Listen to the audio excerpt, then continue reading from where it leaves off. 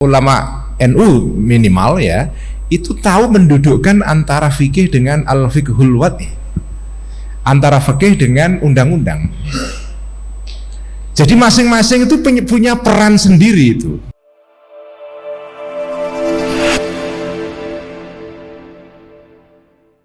Gus Gofur, moderator, menarik tadi yang dibahas, dan tadi saya juga menyimak dari awal tentang apa yang disampaikan oleh Gus Ketum, yang harapannya adalah bagaimana menyajikan konsep penerapan fikih di masyarakat. Saya teringat apa yang disampaikan oleh Abah Hasim Mujadi tentang ada 3 konsep fikih yang sejatinya harus kita coba sajikan di masyarakat itu dengan tahapan-tahapan yang sesuai. Yang pertama adalah fikih ibadah, yang kedua fikih dakwah, dan yang ketiga adalah fikih siasah. Yang ini penerapannya harus memang memerlukan kebijaksanaan di setiap 3 konsep fikih ini. Nah, menyikapi apa yang terjadi saat ini dan juga di fenomena di masyarakat saat ini, kira-kira PBNU ini mengeluarkan ataupun menyajikan fikih ini seperti apa baiknya gitu. Itu saya kira yang ingin saya sampaikan. Terima kasih. Saya menambahkan sedikit bahwa memang fatwa tentang haramnya salam lintas agama juga menggunakan argumen yang disampaikan Gus Ulul tadi, la yanhakumullahu 'anil ladzina lam yuqatilukum, termasuk yang doanya Nabi Ibrahim, salamun alaik sa'astaghfirulaka rabbi innahu kana, seperti itu. Kemudian walau sya'allahu la ja'alakum ummatan wahidah, itu juga menjadi argumen yang disampaikan oleh MUI dalam fatwa haramnya salam lintas agama. Makanya ini kembali kepada pendekatan dan juga pola berpikir ya. Ini ada pertanyaan dari penanya pertama, bagaimana cara mendudukkan fikih di tengah masyarakat kita? Kami mohon Gus Ulil dan Gus Gofur untuk menjawabnya, termasuk usulan bagaimana mendefinisi ulang fikih-fikih yang mungkin kurang ramah terhadap kaum non muslim. Terima kasih.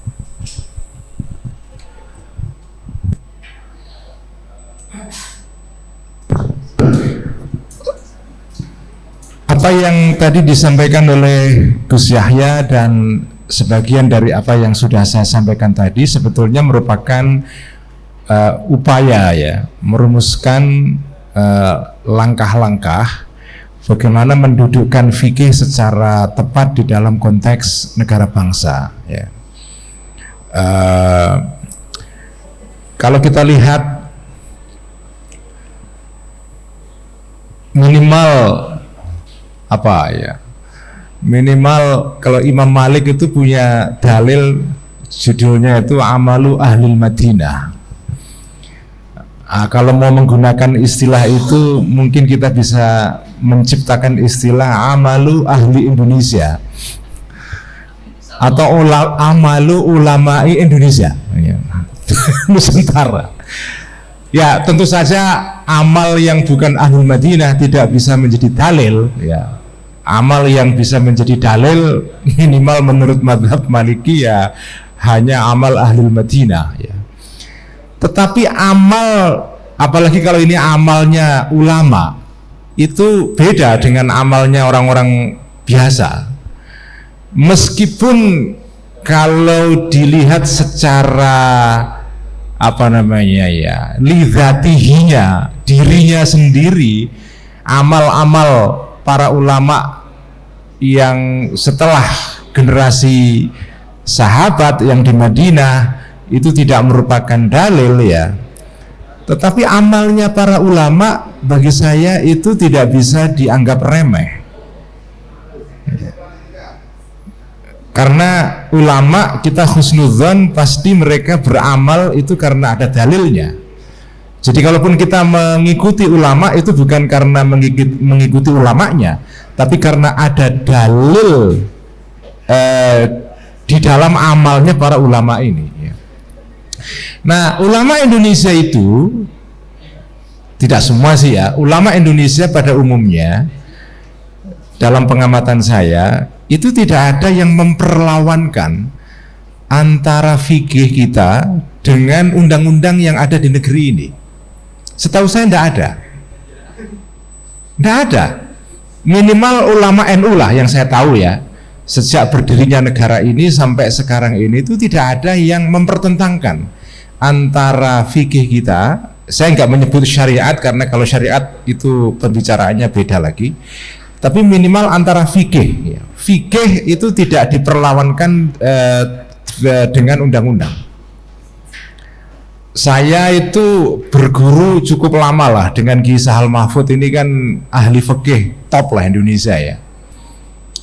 Fakihun wari'un abidun adalah pokoknya ya, usuliyun ya. Saya tidak pernah mendengar Ki Sahal itu memperlawankan itu antara fikih dengan undang-undang. Nah ini kan ya tentu saja amal Ki Sahal itu bukan lidzatihi, tidak dalilun syar'iyyun, tentu saja tidak, kita tidak mendaku seperti itu. Tetapi amalnya Ki Sahal itu kan amalnya Mbah Maimun juga, amalnya ya semualah ulama-ulama kita itu, Kiai As'ad, Kiai Ahmad Siddiq, Kiai Maksum, Kiai Ali Maksum, ya, Ki Bisri Mustafa dan seterusnya itu, setahu saya mereka tidak memperlawankan antara fikih dengan undang-undang negara kita. Saya nggak bicara UUD, kalau UUD lain ya, ini undang-undang, karena fikih itu undang-undang itu kan dalam istilah bahasa Arab sekarang itu disebut sebagai al-fiqhul qanuni atau al-fiqhul wad'i, ya kan? Al-fiqhul wad'i. Jadi ada fikih itu al-fiqhul al-fiqhu al-islami, ada al-fiqhul wad'i. Namanya fikih. Jadi KUHP itu fikih, cuma fikih wad'i. Maksudnya apa wad'i? Wad'i itu fikih buatannya manusia, yaitu anggota DPR, ya. Ada gajinya. Kalau fikih al-fiqhul islami itu nggak ada gajinya itu. Kalau bikin fatwa nggak ada gajinya. Tapi kalau al-fiqhul wad'i itu per undang-undang mahal itu Pak Taufik dan Mas itu, ya. Mahal itu. Makanya saya agak iri ini kalau dilihat dari segi dananya Gus, antara fiqhul islami dengan fiqhul wad'i ini masih mahalan fiqhul wad'i itu.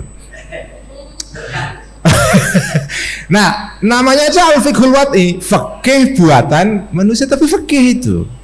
Nah, ulama kita itu tidak mempertahankan, tidak menganggap ada ta'arud bainal fiqhil islami wal fiqhil wad'i. Tentu tidak semuanya tidak ta'arud ya. Ya, tentu saja potensi adanya ta'arud ada. Kita tidak menafikan itu, tapi sejauh ini undang-undang yang ada di Indonesia ini tidak dita'arudkan dengan fikih kita. Nah, itu alasannya kenapa itu? Menurut saya alasannya karena ulama kita, ulama NU minimal ya, itu tahu mendudukkan antara fikih dengan al-fiqhul wad'i, antara fikih dengan undang-undang. Jadi masing-masing itu punya peran sendiri itu, punya peran sendiri. Nah, saya pernah mendengar ceramahnya Dr. Said Agil Munawar. Dia pernah bilang gitu, yang kita perlu perjuangkan di Indonesia itu bukan menjadikan fikih sebagai undang-undang, karena fikih itu ya dinamis ya. Belum tentu hukum fikih pada zaman A sesuai dengan zaman B, karena ya al-fiqhu yaduru ma'al illah. Tetapi yang perlu diperjuangkan adalah usul fikih itu menjadi logik yang mendasari pembuatan undang-undang di negeri ini. Justru usul fikihnya. Nah, ini menarik usulan, ya mungkin bisa diperdebatkan, tapi usulan ini menarik. Karena fikih kita itu ada usulnya, ada dasar-dasarnya. Nah, dasar-dasarnya ini yang memproduksi fikih kita itu. Daripada kita memperjuangkan pengundang-undangan fikih, ya. Kenapa kita tidak memperjuangkan logik atau manhaj yang menghasilkan fikih ini? Nah, sekarang ini sudah mulai ada beberapa gerakan di dunia internasional di dalam kalangan para sarjana hukum. Para sarjana hukum di tingkat internasional itu sudah mulai mengeksplorasi kemungkinan untuk mengadopsi sumber-sumber hukum, bukan hukumnya tapi sumber-sumbernya, sumber-sumber hukum yang berasal dari tradisi yang berbeda-beda. Karena memang harus kita akui, hukum yang sekarang kita pakai di dunia modern sekarang ini itu hukum yang usul fikihnya itu dari Romawi. Nah, usul fikihnya ini sebagian bagus ya, tapi sebagian yang lain itu perlu dipersoalkan. Kadang-kadang saya melihat justru Gus Gofur ya, kekakuan hukum modern itu jauh lebih besar daripada hukum fikih Islam maksudnya ya. Jadi kalau dilihat dari sudut toleransinya gitu, toleransi hukum fikih itu lebih toleran daripada hukum modern. Karena hukum modern itu banyak sekali ya. Ada hukum modern dalam tradisi kontinental Eropa, ada tradisi Inggris ya, common law, ada tradisi yang lain-lain. Perancis juga punya tradisi sendiri. Nah, tetapi tradisi hukum modern ini itu kadang-kadang keras sekali, tidak ada rahmahnya, nggak ada rahmahnya. Nah, hukum fikih itu memiliki kelenturan dan rahmah yang kadang-kadang lebih bagus daripada hukum modern. Lebih bagus itu. Contohnya ya. Konstruksi mengenai kriminalitas. Ya. Di dalam hukum fikih, kriminalitas itu hubungan antara orang per orang.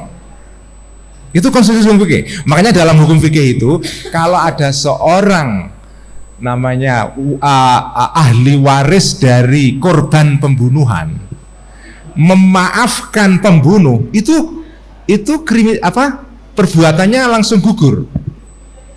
Ya. Istilahnya akilul qatil ya. Akilul qatil. Jadi kerabat orang yang dibunuh itu kalau memaafkan pembunuhnya itu langsung berubah itu hilang tuntutan itu ya meskipun diganti dengan diat ya, tapi tuntutan kisos itu bisa hilang. Kenapa? Karena konstruksi kejahatan atau kriminalitas dalam Islam itu jarimah itu adalah hubungan antara individu dan individu. Itu kalau dalam Islam. Di dalam konstruksi hukum Romawi, di dalam hukum pidana umum itu bukan begitu. Hubungan kejahatan itu adalah antara negara dengan penduduk. Karena itu kalau terjadi jarimah yang umum ini, maka orang itu dikejar oleh negara. Baik keluarganya yang menjadi korban kejahatan ini terima atau tidak terima, negara tetap harus mengejar orang itu. Nah, ini dua konstruksi yang beda. Ini satu contoh saja ya. Dalam contoh-contoh yang lain banyak. Nah, menurut saya, makanya bagi saya itu penting ulama-ulama kita atau santri-santri kita di pondok pesantren itu perlu juga belajar tentang al-fiqhul wad'i, terutama usul fikihnya. Karena dengan begitu kita bisa membandingkan ya. Nah, supaya wawasan kita tentang bagaimana mendudukkan fikih dalam negara bangsa ini itu lengkap. Karena kita tidak bisa membuat tasawur terhadap masalah ini secara komprehensif kalau kita tidak ngerti juga tentang usul fikihnya al-fiqhul wad'i. Ini belajar fikih aja sudah rumit, ditambah satu lagi ini, tambah rumit lagi ya. Tapi menurut saya ya memang perkara ini rumit sehingga kita harus belajar. Tapi kan begini, di dalam dunia modern itu kan namanya ya sesuatu itu kan dikerjakan bareng-bareng. Ini kan ijtihad jama'i ya. Jadi ada satu pihak yang belajar fikih, tapi ada pihak yang belajar tentang al-qanunul wad'i sehingga saling dialog gitu ya. Tapi menurut saya penting.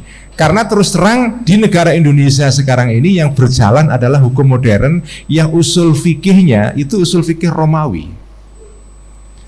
Nah, usul fikih Islam itu bagi saya kok, dan teman-teman yang belajar hukum positif modern itu juga perlu belajar tentang usul fikih Islam ini. Sudah ada mulai beberapa teman yang ngomong dengan saya, karena saya pernah ngomong begini Gus, dan tertarik memang. Salah satu ciri khas hukum Islam itu Gus, ini menurut pengamatan teman-teman yang belajar hukum positif ya, dan dia kagum sama hukum Islam. Di dalam usul fikih Islam, di dalam fikih modern, dalam fikih wad'i, itu tidak ada pembahasan yang serius tentang kedudukan kata-kata. Di dalam usul fikih kita, pembahasan tentang alfaz ya, itu rumit sekali. Karena kadang-kadang dalam fikih itu huruf jar itu bisa menimbulkan perbedaan hukum itu. Wamsahu biruusikum, huruf gara-gara huruf jar ba ini menimbulkan perbedaan mazhab antara apakah ngusap kepala itu seluruhnya atau sebagian. Ba di sini itu preposisinya itu apa? Apakah lil tabait atau apa namanya litajzi'ah atau apa, atau ziyadah, ya kan? Karena huruf ziyadah. Nah dalam hukum positif itu nggak ada itu. Kenapa? Karena dalam Islam itu dasar daripada hukum itu wahyu, dan wahyu itu diungkapkan dalam bentuk lafal bahasa Arab.